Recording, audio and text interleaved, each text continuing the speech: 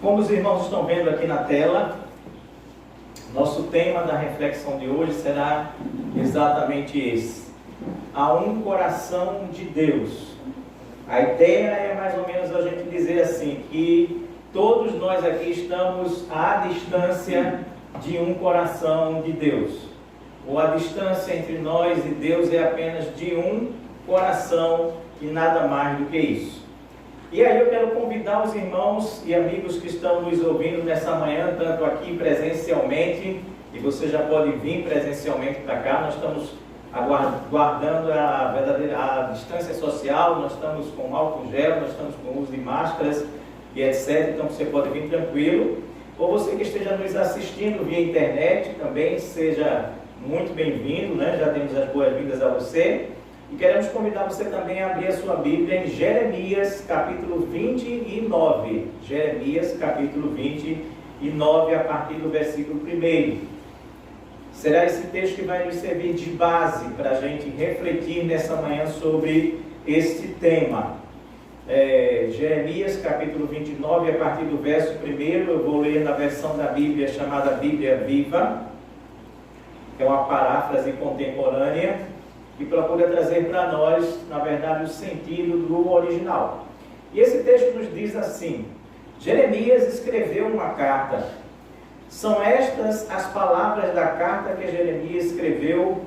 O profeta enviou de Jerusalém aos líderes que ainda estavam entre os exilados, aos sacerdotes e aos profetas e a todo o povo, que o rei Nabucodonosor tinha levado para a Babilônia.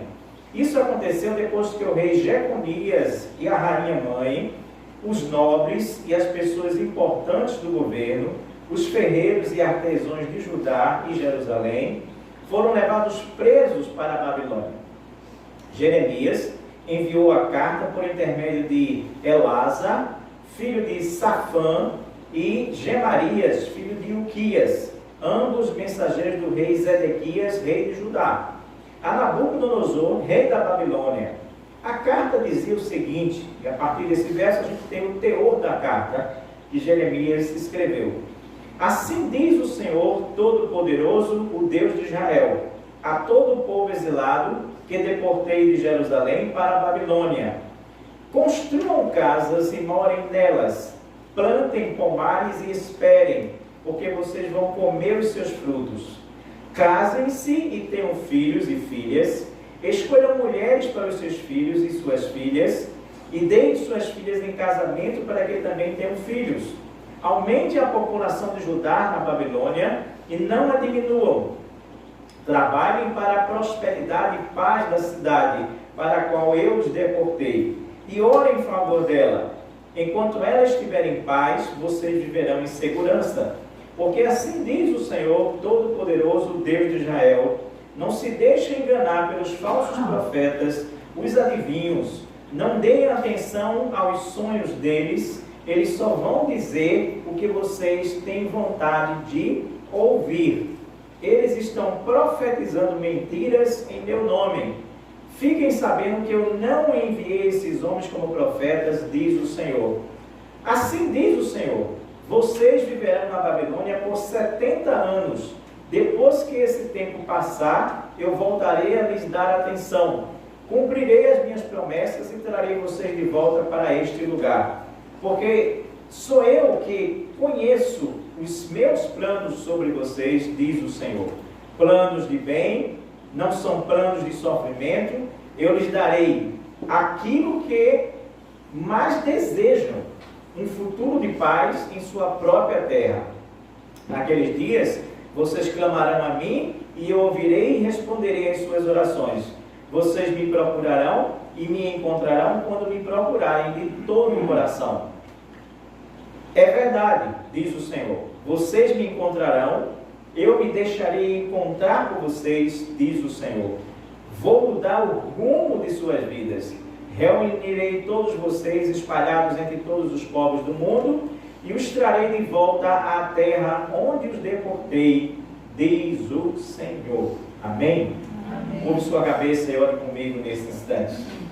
Paizinho Santo, Deus bendito, nós estamos buscando a Tua presença nessa hora, queremos Te agradecer imensamente o fato de estarmos aqui nessa manhã com essa oportunidade de podermos ouvir a Tua palavra, entender os Teus planos para nossas vidas.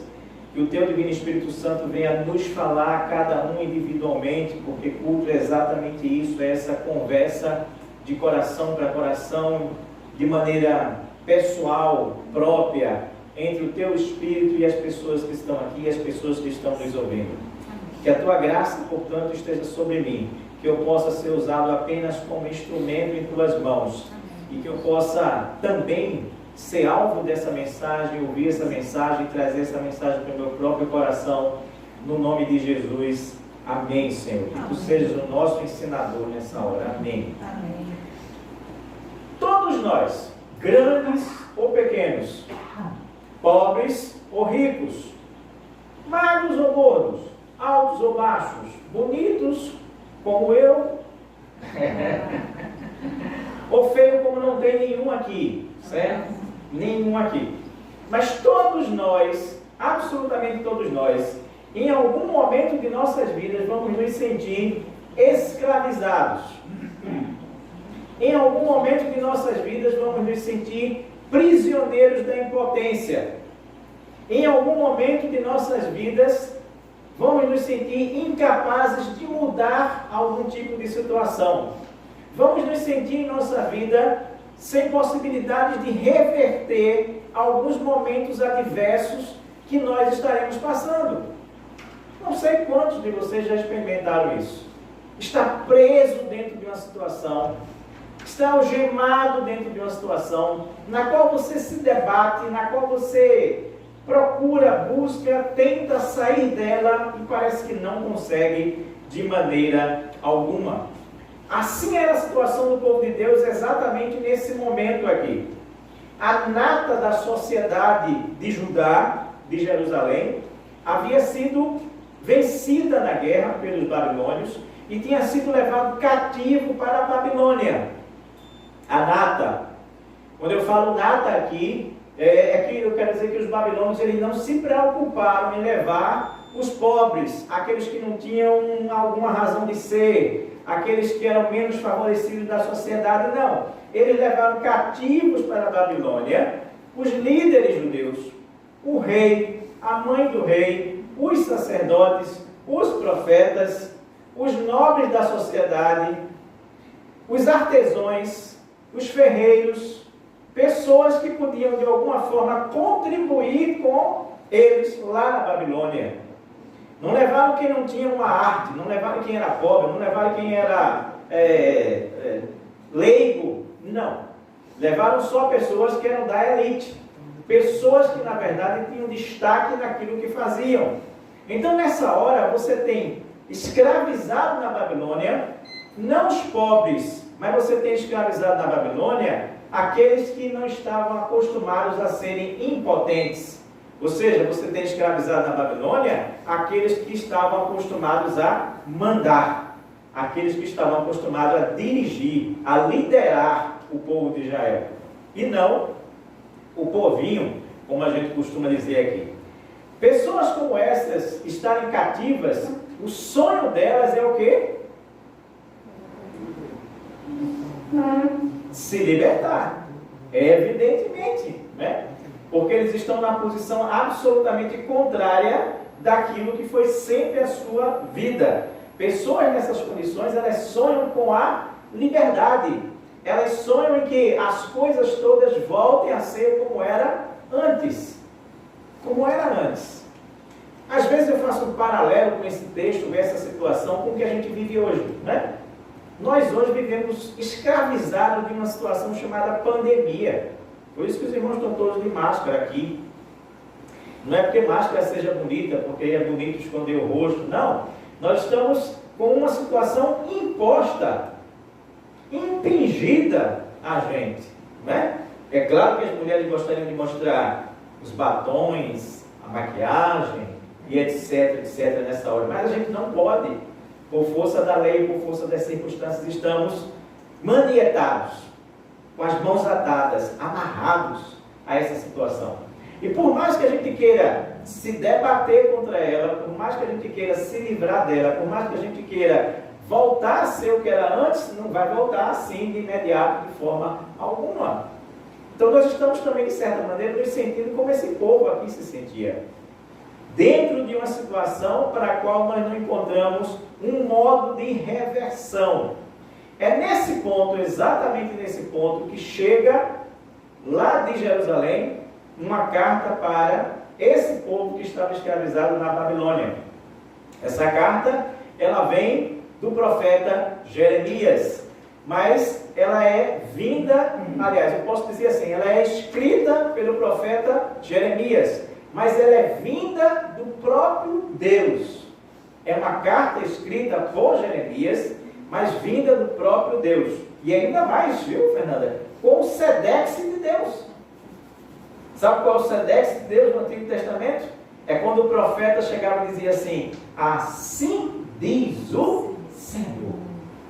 Assim diz o Senhor. Aí estava o carimbo. Aí estava o Sedex de Deus.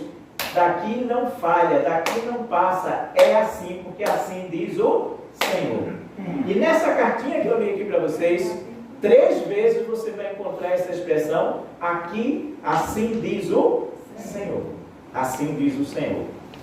Essa carta também a gente deve considerar que ela percorreu uma distância de mais ou menos 1.500 quilômetros para chegar. E pode ter custado até a vida de algumas pessoas ao longo do caminho, porque é 1.500 quilômetros a pé. É uma distância como entre Porto Alegre e Rio de Janeiro, fazendo um comparativo. É como se alguém saísse a pé de Porto Alegre até o Rio de Janeiro. E isso naquelas circunstâncias de montanha, de deserto, de sol, de calor e etc.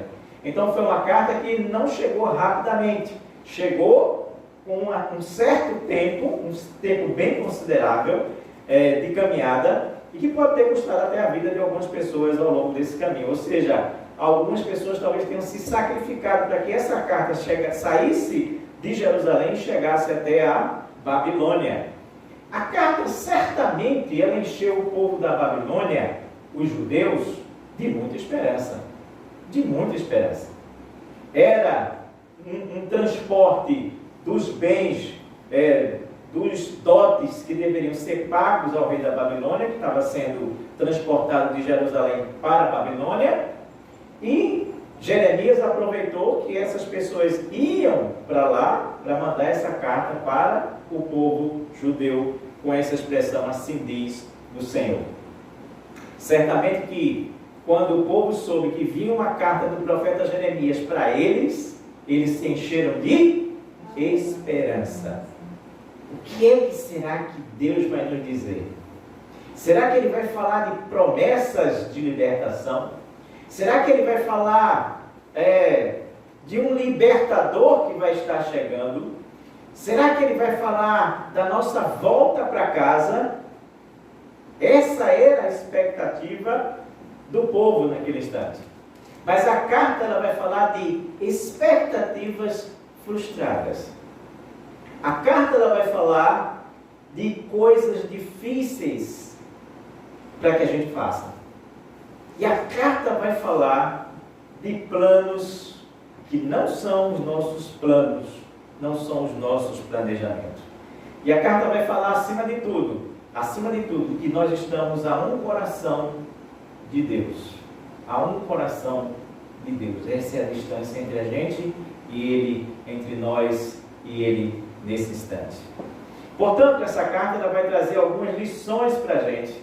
E a primeira dessas lições é a seguinte: Deus, me ouçam bem, às vezes Ele frustra as nossas expectativas. Deus, às vezes, Ele frustra as nossas expectativas. Você sabe o que é um balde de água fria? Não tem essa expressão? Fulano deu um balde de água fria em mim, né? Nessa hora desse. Eu detesto água fria, por sinal, viu, minha gente?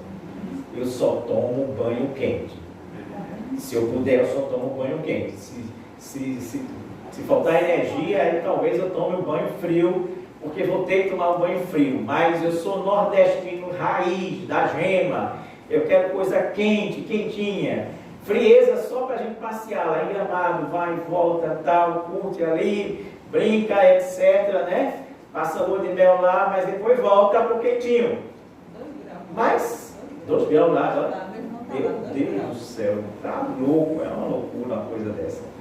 Mas, o primeiro Sedex de Deus, assim diz o Senhor, é um balde de água fria na expectativa do povo que estava querendo liberdade naquela hora. O povo esperava por uma boa notícia, do tipo, em breve vocês estarão libertos, em breve vocês estarão livres, em breve vocês estarão em casa, em breve vocês voltarão para cá, para Jerusalém. E o que diz o texto é justamente o contrário. A primeira frase da carta diz assim: construam casas,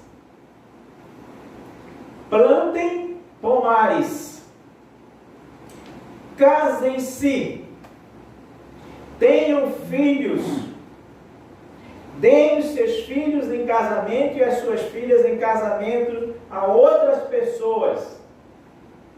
Era isso que o povo que estava escravizado na Babilônia queria ouvir?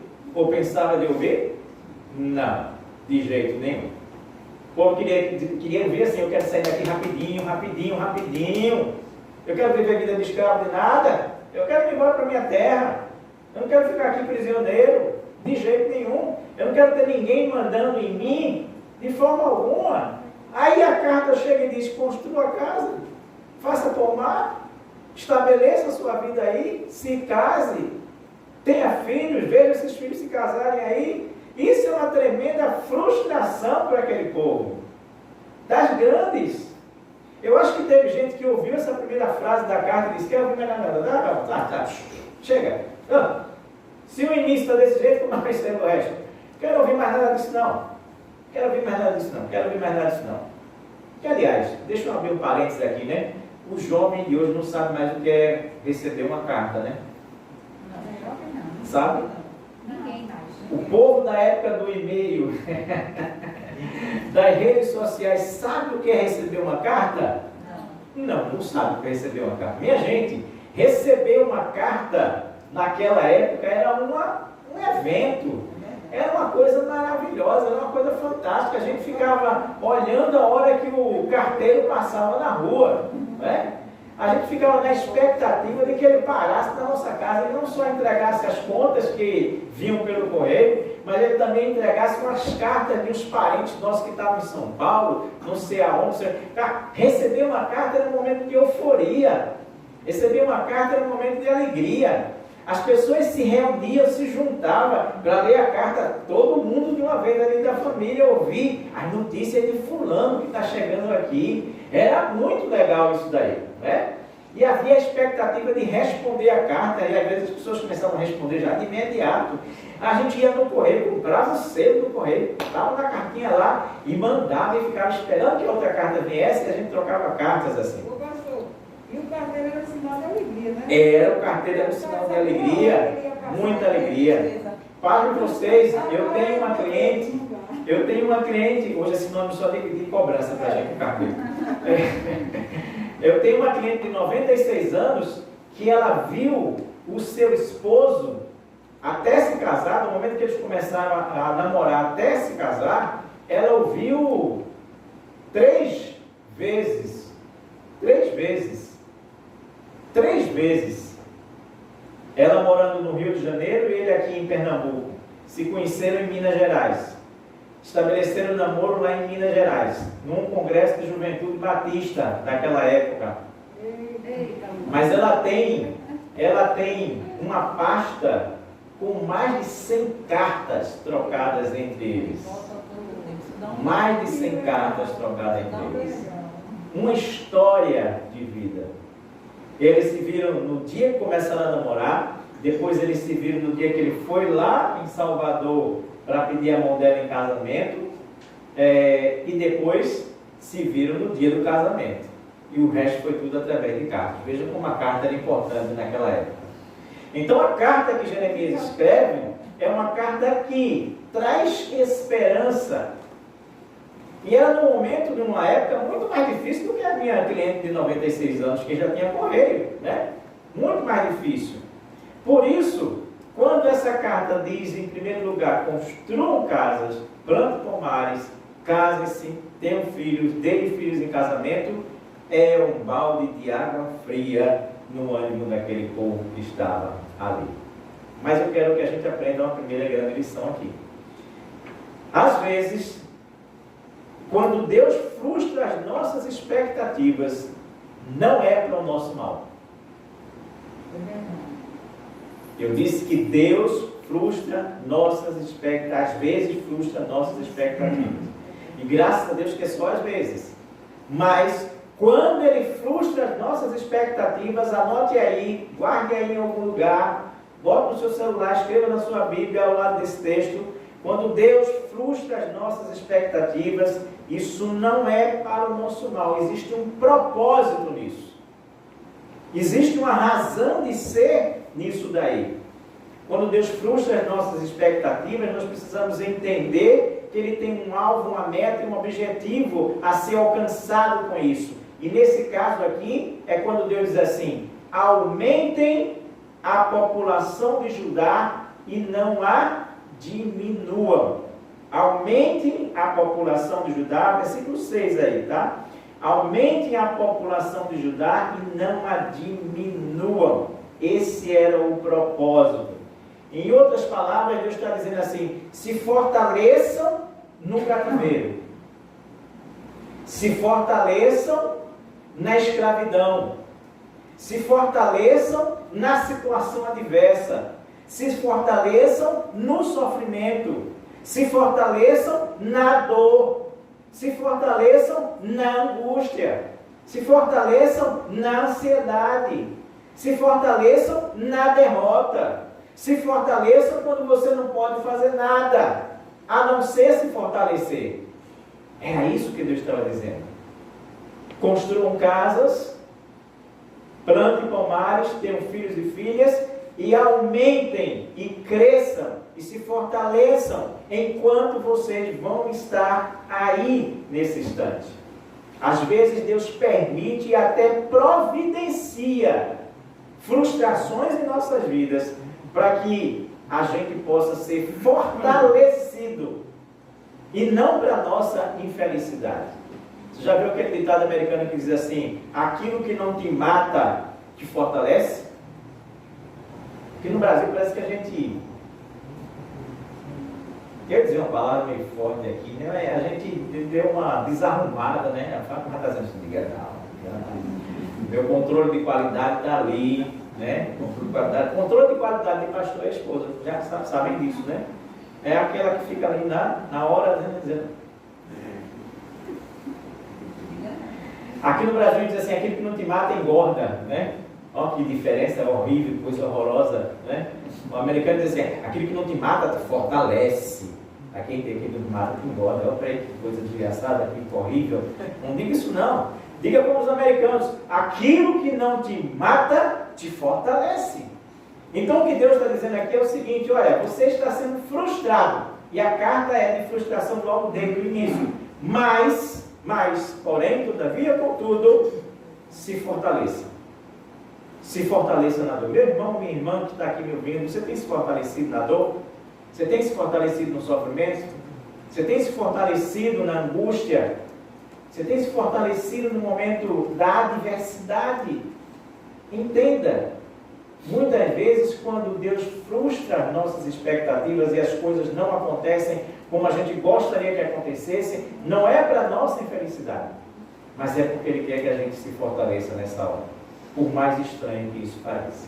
A segunda lição que a gente aprende desse texto aqui é a seguinte: Deus às vezes nos pede para fazer coisas difíceis, coisas muito difíceis.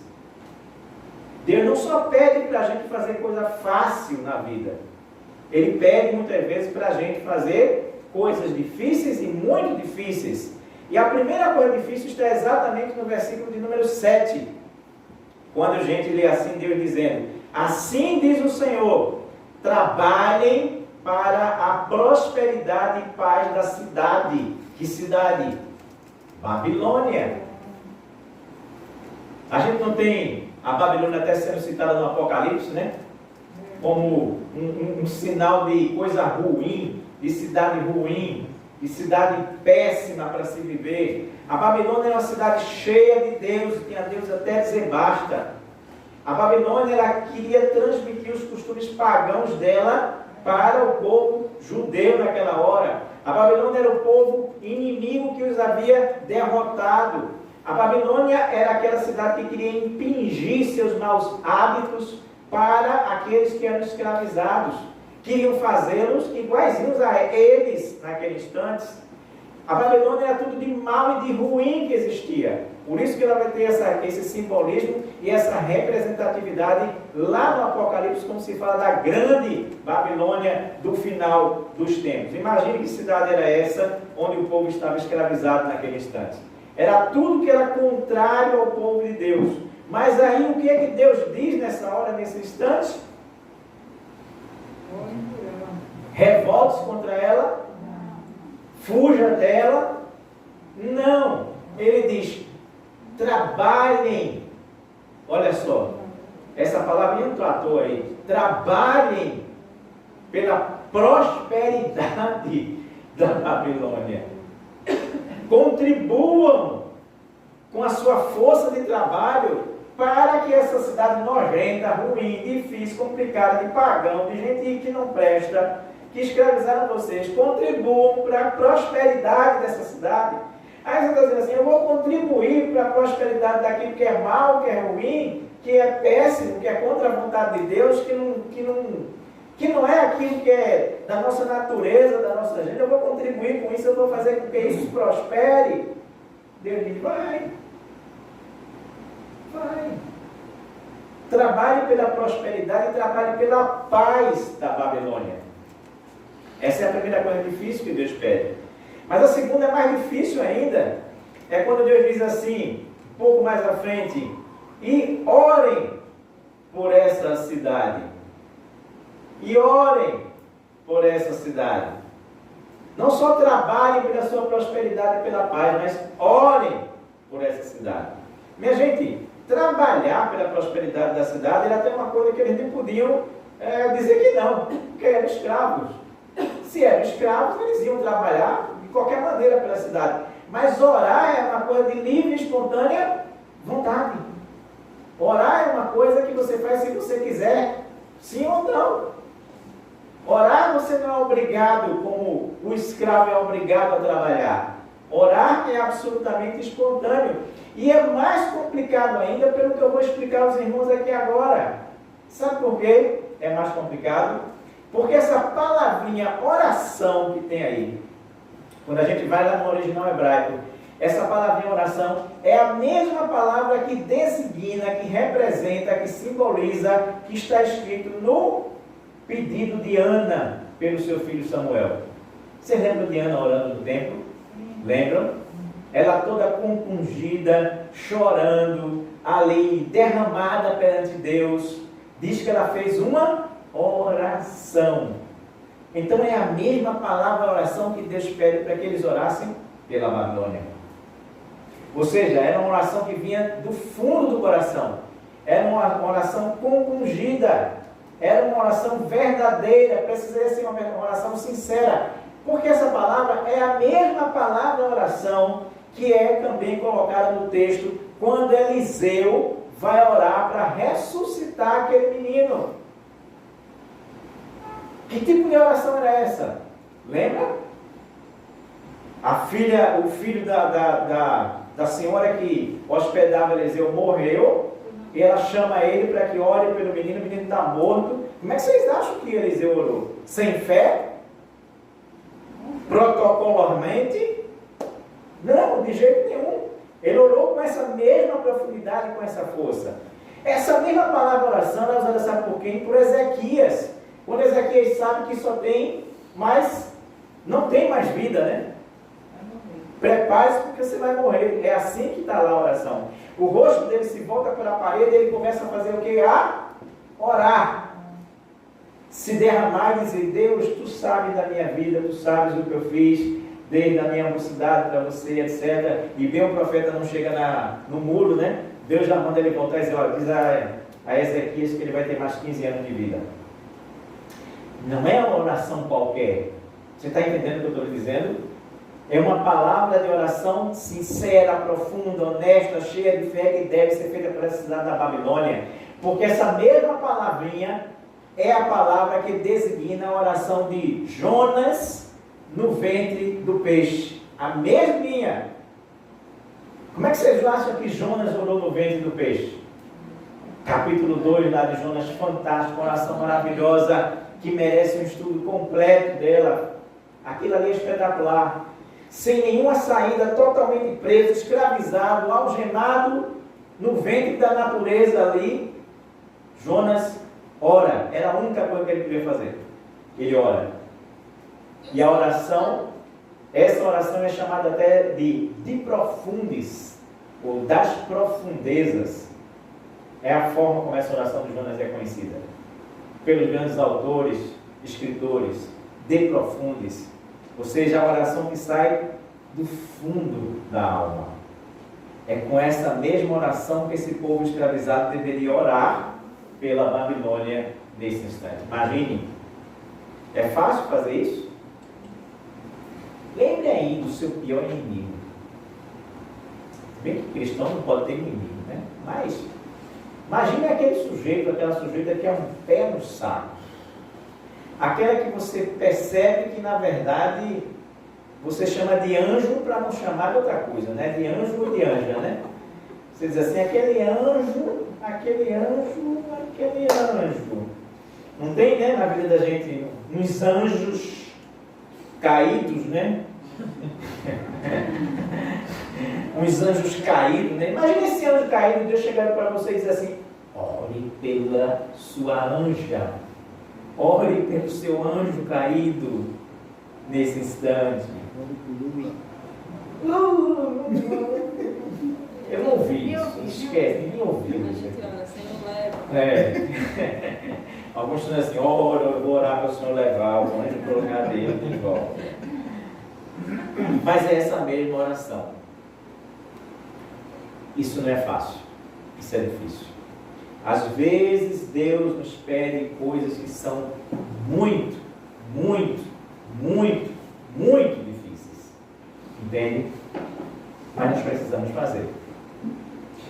Agora, a terceira lição que a gente aprende desse texto aqui é que Deus às vezes não aprova os nossos planos. Ele disse que a primeira coisa é o quê? É que Deus muitas vezes frustra as nossas expectativas. A segunda coisa foi o quê? Que Deus nos pede coisas difíceis, muito difíceis. E a terceira coisa é exatamente essa. É que Deus, Ele às vezes não aprova nossos planos. Nós fazemos os melhores planos possíveis e achamos que estamos absolutamente certos. Mas Deus não aprova os nossos planos. Todo aquele povo que estava na Babilônia escravizado, eles tinham planos, evidentemente. E planos de fuga, planos de escape. Plano de dizer assim, na primeira oportunidade que deram uma bobeira aqui, eu me mando, eu vou embora. Quem é escravo não vai mais pensar nisso. Quem estava no campo de concentração nazista ia pensar em quê? Se não fosse fugir. Escapar. Dar o lavra, ir embora, desaparecer. Mas aí, vem aí o terceiro, assim diz o Senhor, o Sedex de Deus para o povo lá, de Israel, de Judá naquele instante. E Deus diz assim, porque sou eu, versículo 11, porque sou eu que conheço os meus planos sobre vocês. Porque ele está dizendo, não adianta você fazer plano de fuga imediata, de escape imediato, de fugir deliberadamente, rapidinho. Não adianta fazer planos, porque sou eu que conheço os planos que tenho a vosso respeito, como diz na tradução mais original. E aí vem o mais frustrante possível. Ele vai dizer assim, na lata, como a gente diz aqui. Vocês passarão 70 anos na Babilônia. Leu aí? 70 anos na Babilônia.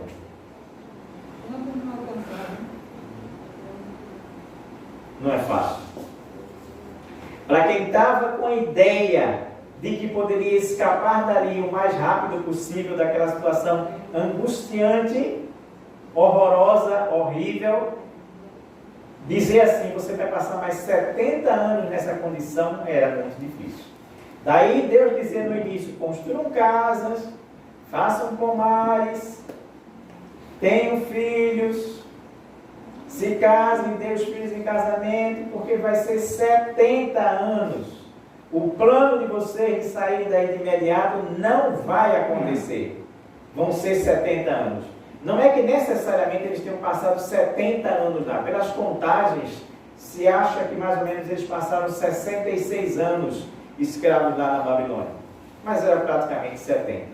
O número 7 na Bíblia diz assim, vocês vão passar, ele quer dizer e representa, vocês vão passar o tempo necessário, o tempo correto, o tempo certo, o tempo determinado por Deus aí, e vão ser 70 anos. Mas eu quero dizer uma coisa, meus irmãos. Deus, quando não aprova os nossos planos, nunca é para o nosso mal. Quando Ele frustra as nossas expectativas, não é para o nosso mal, é para o nosso bem. Quando Ele pede coisas difíceis para a gente, não é para a nossa infelicidade, é para o nosso bem.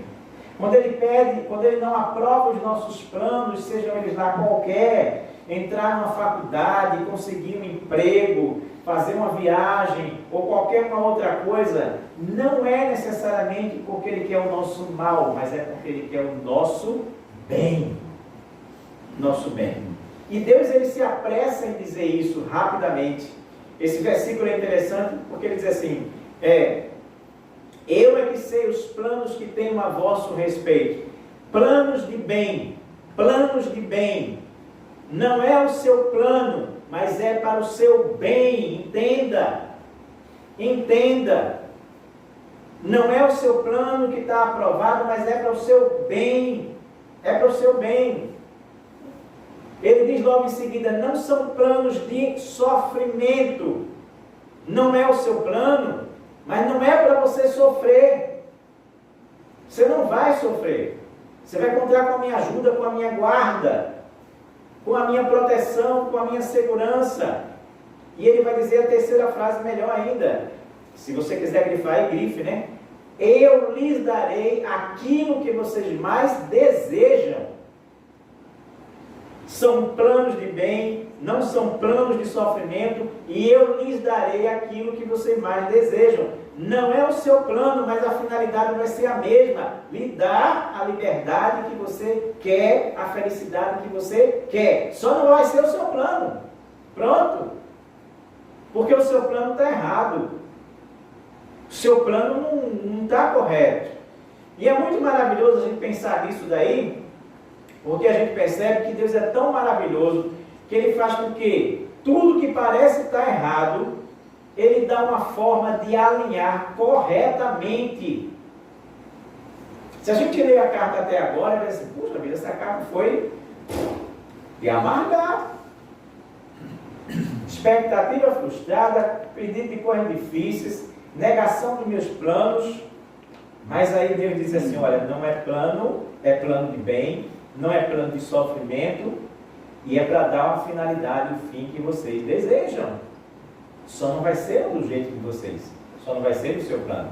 E ele deixa claro isso no versículo seguinte, quando ele diz assim, eu sei, na versão mais original, né? Eu sei que pensamentos penso sobre vocês.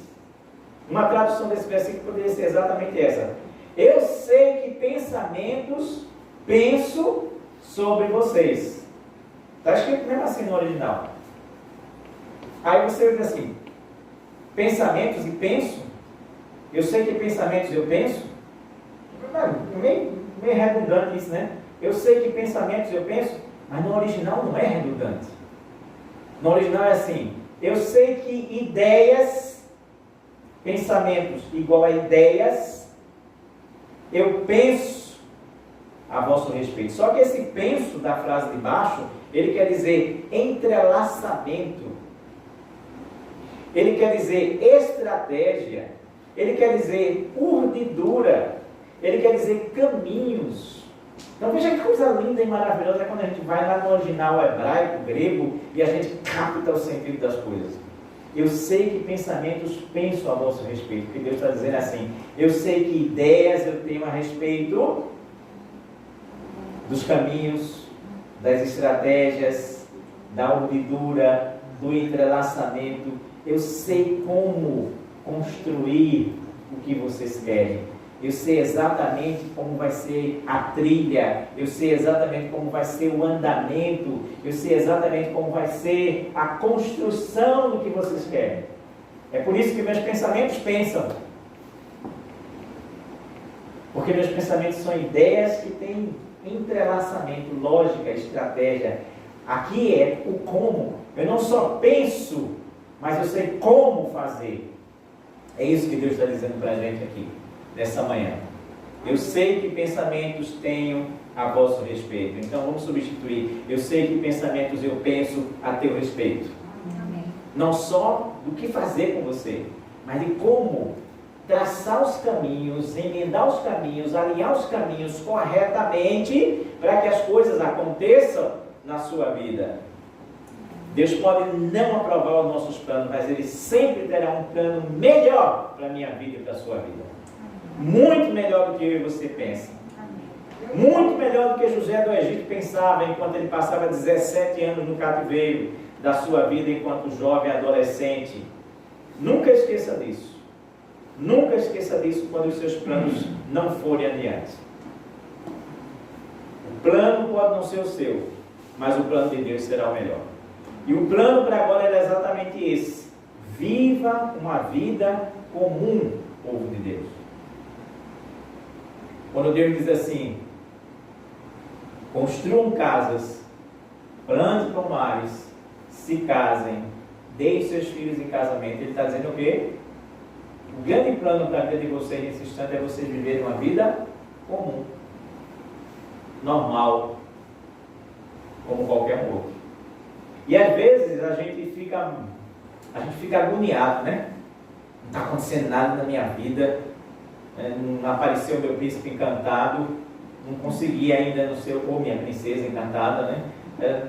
Não consegui ainda, minha vida está uma monotonia, uma rotina, não sai nada do lugar. Mas talvez o plano de Deus seja exatamente esse. Viva a sua vidinha, construa a casa, faça o normal. Daqui a pouco vai chegar a hora, daqui a pouco vai chegar o momento. Eu quero concluir dizendo para vocês o seguinte: primeira coisa, Deus pode frustrar nossas expectativas, Deus pode nos pedir coisas difíceis, Deus pode não aprovar os nossos planos de escape, de fuga, de libertação. Contudo, Ele sempre estará bem pertinho de nós. Amém. Bem pertinho de nós. É aí que você vai encontrar o versículo seguinte que diz assim: buscar-me-eis e me achareis quando me buscardes de todo o vosso coração. Vamos dizer de novo: buscar-me-eis e me achareis quando me buscardes de todo o vosso coração. Sabe o que isso quer dizer? É que nós sempre estaremos a um coração de Deus. Entende? Porque o tema é esse agora. A gente construiu tudo para dizer isso no final. Porque esse texto aqui é um dos mais conhecidos do Antigo Testamento. A gente está cansado de recitar ele, né? Buscar-me-eis e me achareis quando buscar todo o vosso coração. A gente diz isso um bocado de vez, né? Mas a gente não entende o contexto em que isso foi dito. A razão pela qual isso foi dito. O momento em que isso foi dito. O contexto onde isso foi dito. O cenário onde isso foi dito. E isso foi dito dentro dessa carta. Expectativa frustrada, coisas difíceis, planos não aprovados. Mas lembre-se, não interessa se você vai estar em Jerusalém ou se você está no meio do inferno na Babilônia. Não interessa. Interessa que você sempre vai estar a um coração de Deus. Buscar-me-eis e me achareis quando me buscardes de todo o vosso coração. Amém e amém. Teve um homem que viveu isso de uma forma maravilhosa. Ele se chamava rei Josias.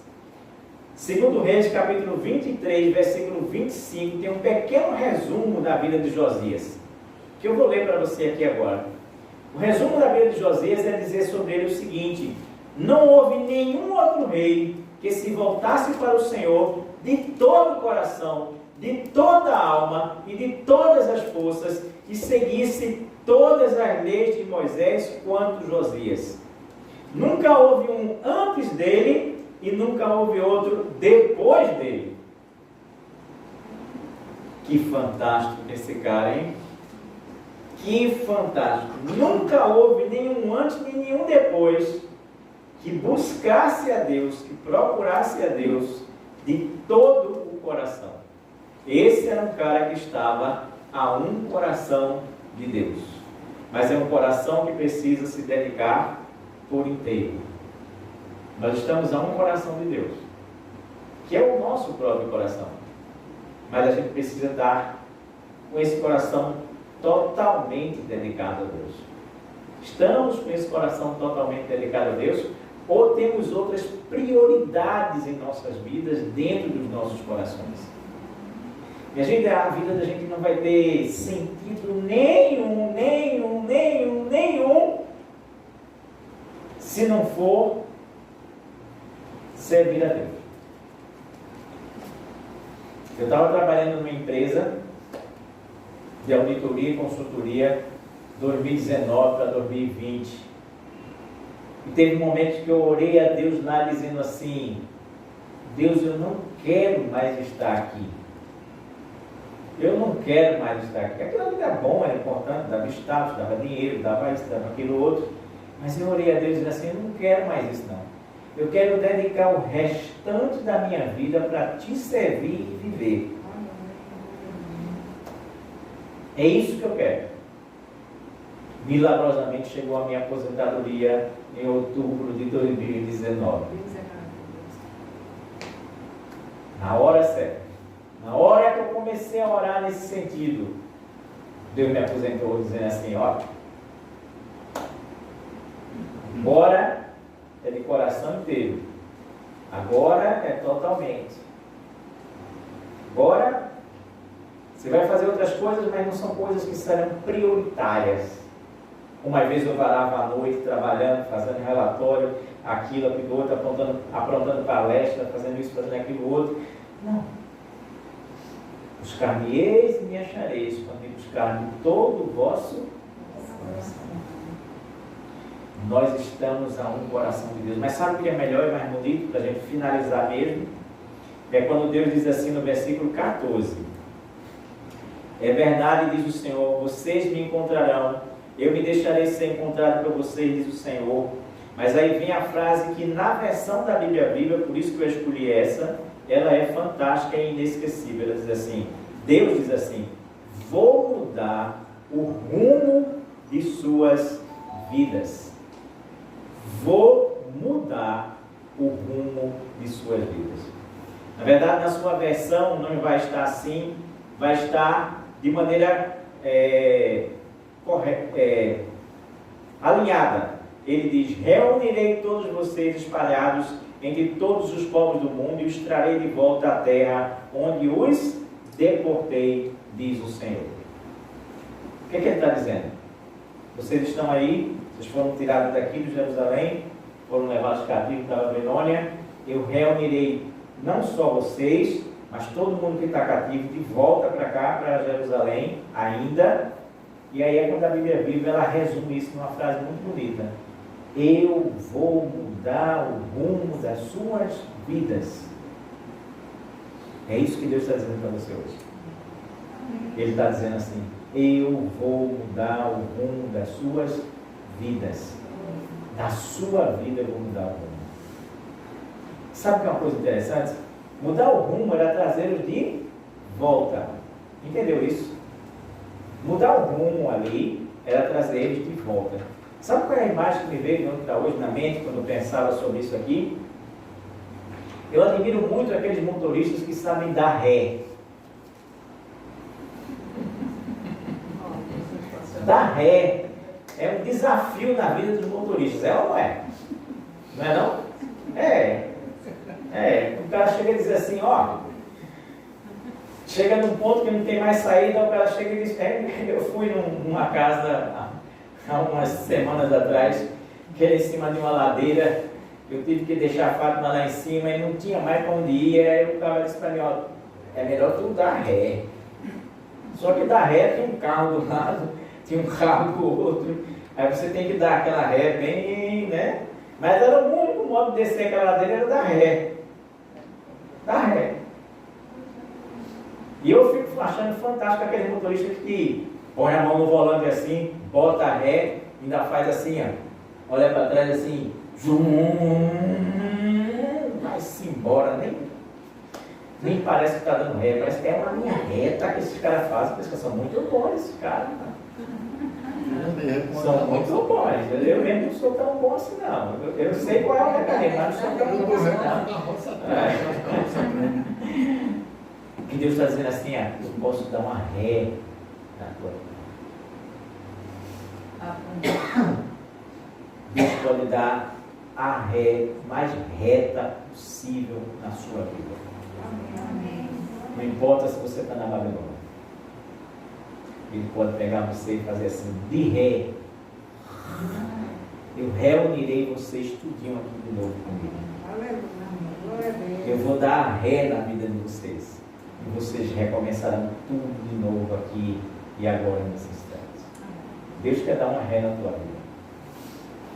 Deus quer dar uma ré aprumada na tua vida. Deus quer dar uma ré ajustada na tua vida. Deus quer te trazer de volta para Ele. E você só está a um coração de Deus. Basta que você entregue esse coração. Basta que seja todo o coração. Nada mais do que isso. Que Deus nos abençoe. Amém. Amém.